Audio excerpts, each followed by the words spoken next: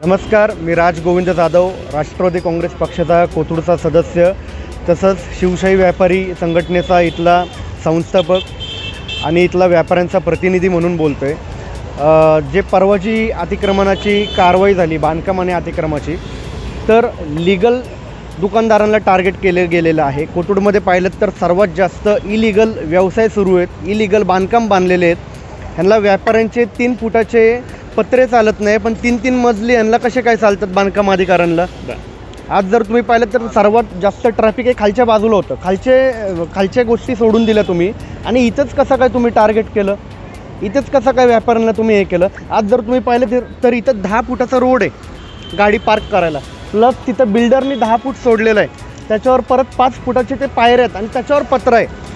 मग मला सांगा, हा पत्रा काय अधिकाऱ्यांच्या घरावर बांधला आहे का आम्ही? इथं सांगतात की माल लावायचा नाही बाहेर, मग अधिकाऱ्यांच्या घरी लावायचा का माल? व्यापारी माल कसा विकणार? व्यापारी विकून देणार, अधिकारी विकून देणार आहे का आम्हाला माल? एकंदरीत ही जी तुमच्याही मला वाटतं दुकानावर कारवाई झालेली आहे. बोर्ड तोडला माझा, एवढा 20-25 हजार रुपये खर्च करून दिवाळीनंतर आम्ही मुद्दामून तो बोर्ड लावून घेतला होता, कारण दिसतच नव्हतं. इथे सगळे भाजीवाले लाईनीने उभे असतात, आमच्या गाड्यासुद्धा आम्हाला लावायला इथे इतका त्रास होतो. आता हे जर तुम्ही बघताल, हा कॉर्नरचा जो शेड आहे, इथं वास्तविक बघता त्यांनी कारवाई करणं गरजेचं होतं. हा जो कॉर्नरचा शेड आहे ना, इथे कारवाई करणं गरजेचं होतं, कारण इथून रोज जर तुम्ही बघताल, इथे जर कॅमेरे लावून जर कोणी बघितलं तर रोज ते 5 ते 6 ॲक्सिडेंट इथे होतात. इथे त्यांनी काही केलं नाही. आज तुम्ही दुकानाच्या तिथे येऊन बघा, त्यांनी बोर्ड तोडलेला आहे. बघा, माझा 25 हजार रुपये खर्च करून तो बोर्ड केलेला आहे. तुमच्यापैकी कोणा 1 मिनिट वेळ दिला नाही आम्हाला की आम्ही काही करू शकू. 1 मिनिट नाही, सगळे आता या लाईनीत जर बघताल तुम्ही, सगळे लेडीज आहेत दुकानांमध्ये, सगळे लेडीज आहेत. सकाळी येऊन त्यांनी पण दुकान, सकाळी त्या एकट्या आहेत, त्यांचे मिस्टर गावाला गेलेले आहेत. सगळ्या लेडीजनी येऊन दुकानं इथं उघडली होती. दुकानं माझं तर उशिरा उघडलं होतं मी त्या दिवशी, पण सगळं शेड वगैरे पाडून सगळे नुकसान करून गेले होते ते. त्यात तुमच्याही दुकानावर कारवाई झालेली आहे? बोर्ड पण तोडले होते आणि मी रोहन खूप सांगले त्याला की 5 मिनिट थांबा, 5 मिनिट थांबा, ते थांबले नाही आणि ते कारवाई केली. जे अतिक्रमण विभागाची कारवाई जी आहे ना, त्या कारवाई जी आहे त्या कारवाईवर आता ह्या महिला पण भावूक झालेल्या आहेत. तुम्ही ज्या पद्धतीनं ज्या अतिक्रमण अधिकारी आहेत किंवा अतिक्रमणचे जे काही कर्मचारी होते, तुम्ही त्यांच्यावर खूप भडकला होतात आणि काही तुम्ही आरोप वगैरे केला त्यांच्यावर, काय त्याबद्दल? मी ऑलरेडी त्यांना एक पत्र दिलं होतं, अर्ज दिलं होतं, निवेदन दिलं होतं व्यापाऱ्यांतर्फे. आम्ही सर्व व्यापारी गेलो होतो, त्यांना म्हटलं की तुम्ही मधला तोडगा काढा. आम्ही काही इथे ड्रग्ज, गांजा किंवा पत्त्याचे हे चालवत नाही आहे, आम्ही ही लोकसेवा करतोय. आज जर व्यापाऱ्यांनी दुकानं बंद केली, ह्यानी कोणाला नुकसान होणार आहे?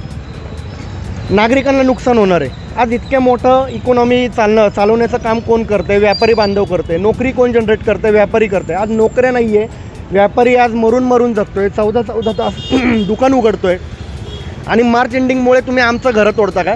तुमची घरं तोडा ना. मग मार्च एंडिंग आहे ना, त्या व्यापारी त्या मतेला सांगा तुझं घर तोड आणि दे ना PMCला हप्ते तू.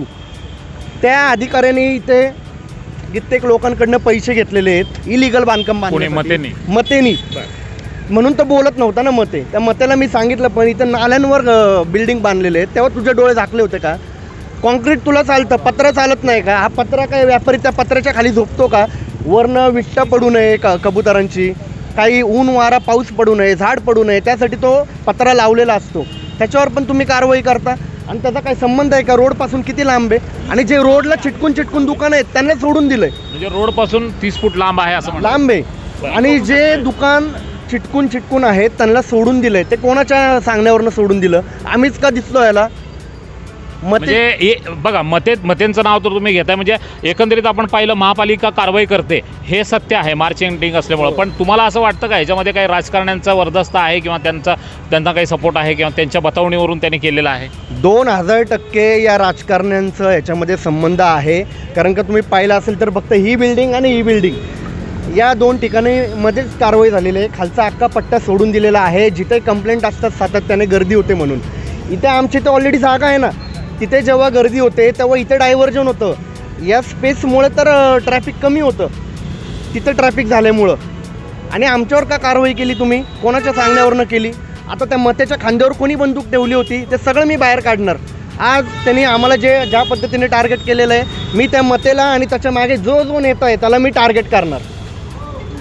दुकानांवरती अतिक्रमण होतंय, तर हे अतिक्रमण जर नाही थांबलं तर तुमचं पाऊल काय आहे? आमचं हेच, आम्ही आता काय करणार, आम्ही किराणा मालवाला व्यापारी असेल, त्यांचं कपड्याचं आहे, माझं भांड्यांचं असेल, फर्निचर असेल, आम्ही सगळं आमचा माल आहे ना घेऊन पुणे महानगरपालिकेमध्ये घेऊन जाणार आणि म्हणणार त्या व्यापाऱ्यांना तुम्ही विकून द्या, आम्हाला तुम्ही विका, आम्ही घर बसतो आणि आमचा माल तुम्ही विका. आम्ही डिस्प्लेला लावत नाही, आम्ही दुकान उघडत नाही. त्या अधिकारी जे सूटबूट घालून येतात ना, 2 तास पंख्याखाली बसतात आणि ते 14 तास व्यापारी एका जागेवर उभा राहतो एक कस्टमर करण्यासाठी, आणि या व्यापाऱ्यांना त्याची काही घेणं देणं नसतं, त्या अधिकाऱ्यांना काही घेणं देणं नसतं. येतात आणि दुकानं पाडून जातात लिगलवाले. आता तुम्ही इथे बघू शकता, या ताईंचं डायरेक्ट जिना तोडलेला आहे. त्या व्यापाऱ्याच्या डोक्यावरचं, त्या अधिकाऱ्याच्या डोक्यावर चढून त्या गिराकांनी जायचं का वर? सँक्शन प्लॅन मध्ये इथून आतमध्ये महानगरपालिकेचा काहीच संबंध नाहीये. ही जी बाउंड्री लाईन आहे ना, याच्या आतमध्ये महानगरपालिकेचा काहीच संबंध नाहीये. इथे त्यांनी एंट्रीच केली नाही पाहिजे खरं म्हणजे. बाकीचे जे लोक रोडवरती आलेले आहेत त्यांच्या विरोधात काहीच केलेलं नाही त्यांनी, आणि इथे आतमध्ये येऊन त्यांनी नका सगळं तोडलं. आणि वरती किती आतमध्ये बघा, ते शेड बघा किती. कारवाईमुळं माझ्या दुकानाचा बोर्ड तुटला गेलेला आहे. त्यांना सांगत होतो, साहेब 2 मिनिटं थांबा, हे करा, नाही तुमच्या डोक्यावर पडेल, हे पडेल. माझ्या दुकानाचा बोर्ड बघू शकता. पुन्हा माझा प्रश्न आहे, पूर्वकल्पना तुम्हाला दिली होती का? मला कल्पना दिली होती, बरोबर आहे, पण आम्ही त्यांना निवेदन देऊन आलतो की तुम्ही या, आपण तुम्हाला जे काय वाटतंय जे चुकीचं आहे आम्ही काढून घेऊ, पण बाकीचं जे आहे ज्याचा त्रास नाही आहे, 30 फुटावरती लावलेला पत्र आहे, त्याचा काय कोणाला काय त्रास नाही आहे. त्रास आहे लोकांना इथं गाड्यांचा, जे हातगाडीवाले लावतात त्यांच्यावरती न कारवाई करता आमच्यावरती कारवाई करायचा काय संबंध आहे. आणि खाली बाकी जिथं लोक मोठे मोठे पत्र्याचे शेड, दुकानं बाहेर शटर लावून ते बसलेत, मतेंची ऑफिसचे समोर, कॉर्पोरेशनचे समोर, खाली किती दुकानं आहेत पाहिजेत आम्ही दाखवतो तुम्हाला. त्यांच्यावरती कारवाई न करता वरती येऊन काहीतरी टार्गेट करून कारवाई केली गेलेली आहे. आम्हाला समंजस असंच वाटतंय. निवेदन देण्यात ठेवलेले आहेत, बरोबर आहे. कुठलाही व्यापार करायचा म्हटल्यावर त्याला त्याचं डिस्प्ले लावणं भाग आहे. आता त्या मूर्त्या बघा, माझ्या पायऱ्यांवर आहेत त्या मूर्त्या.